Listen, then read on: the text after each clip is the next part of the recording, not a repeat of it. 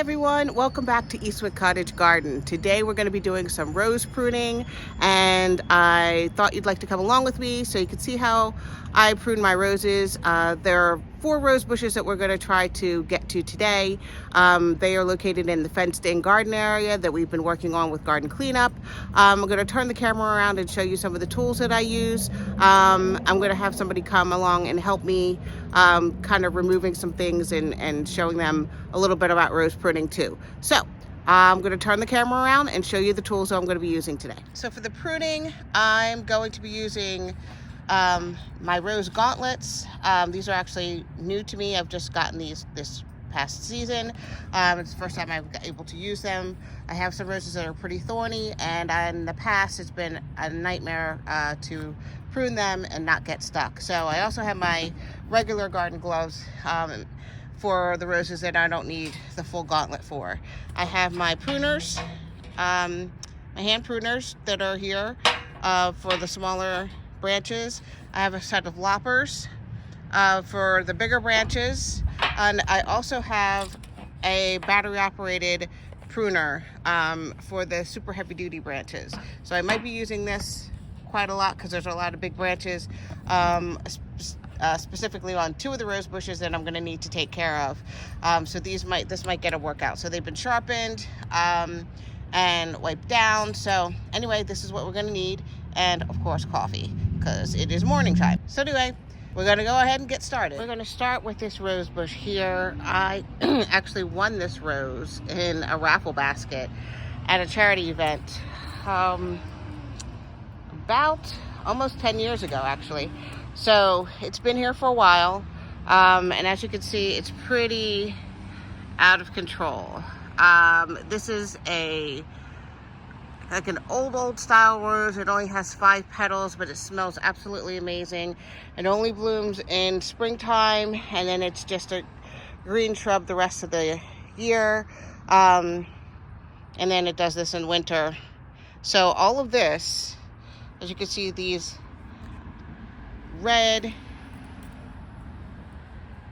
canes here, this is all the new growth. I cut it back this year, so everything that's like here is all new growth going up.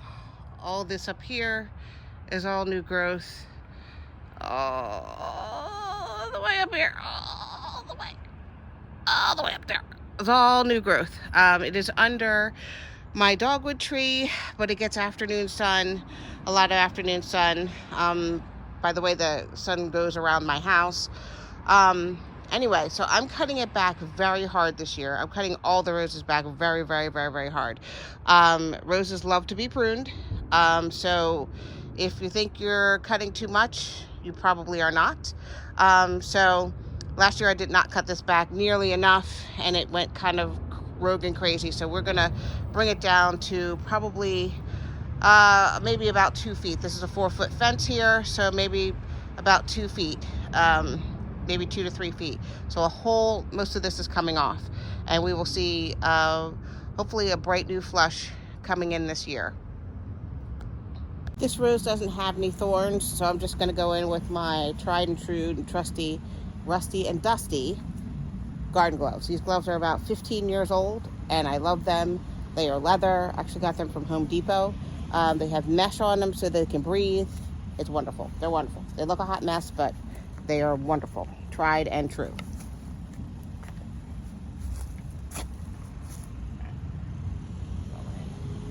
We're going in.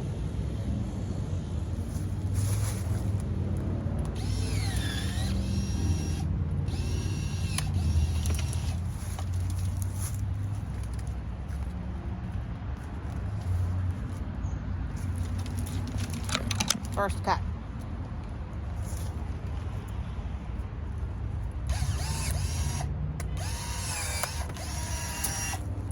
So the pop-up bag here, ready for disposal. So we're just going to just shove this in here right now to get this out of my way. I'm caught on a little spur. Oh, it does have a little, well, isn't that interesting? There are a few thorns, but not nearly as many as we're going to see on my knockout rose, which is absolutely crazy. Ah, there's a lot more room in there. That's lovely. That's lovely. All right, we're just going to go in and have at it. So I realize my back is to you most of the time here. I apologize for that. But I do move the camera around so you can see some more from a side angle of what I'm doing. And then I get further detail when I go on to some other roses. But this rose really needed a rejuvenation prune. I'm just really reaching in and grabbing and cutting down to about 2.5 feet above the ground. I do stop for a little bit to make it, kind of decide which direction I want the canes to go in, the ones that I'm deciding to keep. But basically, this has got really, really cut down, and you will see in the review of what at the end of the video how much got cut down. So I want to point out that when you're cutting your rose bush, you want to go for an open V situation. So you want the center to be opened out. All this growth you see here happened last year, and you can see where I cut the rose bush last year all the way down to there. So all of this is new growth. Again, I have a 4-foot fence, so I cut it down to about 2.5 feet, and now it is over 6 feet tall. So it is going to get a definite haircut. I also want to cut it back because it's hanging out over my pathway. So I want to cut it back so that it's easier to walk around. This is a very, very thorny rose. So I want it to be safe to be able to walk around. You can see it has some lovely rose hips here. It's very pretty. And when you're cutting, you see there's some buds forming. You can see the buds forming here. So wherever the bud is forming is the direction that the new branch is going to go in. So when you want to keep the open vase shape, when you're cutting back, you want to make sure that you're cutting towards, cutting above a node that is pointing out. So this one is pointing out towards me. This one is pointing in towards the rose, the center of the rose. So if I were to cut this, I would cut it right here and not here, because I want it to be the rose to grow out. But I'm going to just go at this, and it's going to be hacked down probably around to my knee height. So that's about 2 feet tall, 1.5 to 2 feet tall. Okay, so I'm going to set up the camera, and here we go. This rose bush was an absolute beast. It was extremely thorny. It's not only 6 feet tall, but 6 feet wide as well.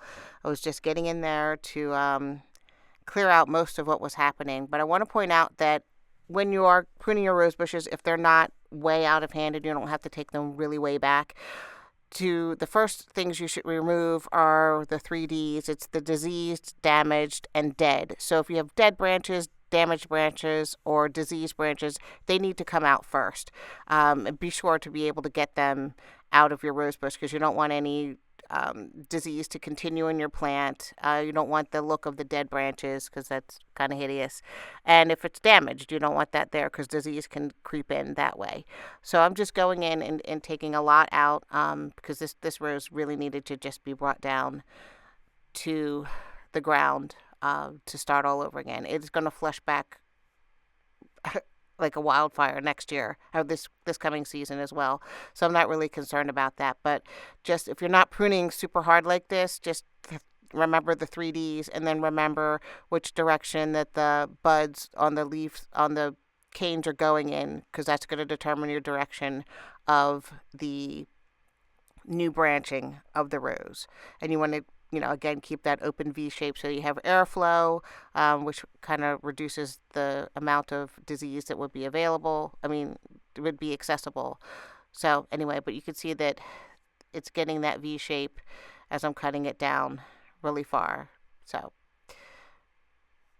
these gloves also did really, really well. I didn't have any rose thorns stick in the gloves, so I'm going to link them down below, because this is my first time using them, and they did a stellar job. I felt very safe the whole time. So over here, I'm cutting down the rose bush that was my grandmother's. It has beautiful dark red roses on it, and that smell lovely, but it really needed a rejuvenation prune. It really needed to be taken down and get a reflush. So hopefully I haven't killed it, but we'll see what happens, and hopefully it'll flush back this year. So this is what's left of the rose that was my grandmother's. Hopefully it will survive this. It definitely needed a rejuvenation prune. It's been struggling for a few years. I'm going to get rid of this ground covering, the landscape fabric. It's just in the way at the moment. I'm going to walk over here to the other areas where we cut. So this is the larger of the knockout roses. So we cut that open, left a nice vase shape in there, left some buds, and we'll see what we get from this. So we cleared the pathway a bit. I want to maybe underplant this with some hosta, maybe sometime this year or next season. The pathway's opened up so we can walk through the garden. So here I have some echinacea and some black-eyed Susans that grow, but they were a bit overshadowed by the rose. So cutting it back a bit would be helpful. There's Riley standing in the garden where he's not supposed to be. And here is the other knockout rose that we cut back with a good prune. It needed a good prune. It hasn't had one in a while. This was a slower grower because it's underneath the dogwood tree. Here is the detritus from our pruning. It's getting ready to get cleaned up. And right here is this little sweet rose that has the 5 petals. So this got a rejuvenation prune, and we will see what this does next year. And I'm going to be cutting back this grass here as well. I hope you enjoyed the video. I hope you got some information on pruning roses. I hope it was helpful. So I will see you in the next video, and thank you so much for the views and the likes and the subscriptions. I appreciate it very much, and I will see you in the next video. Take care. Bye-bye.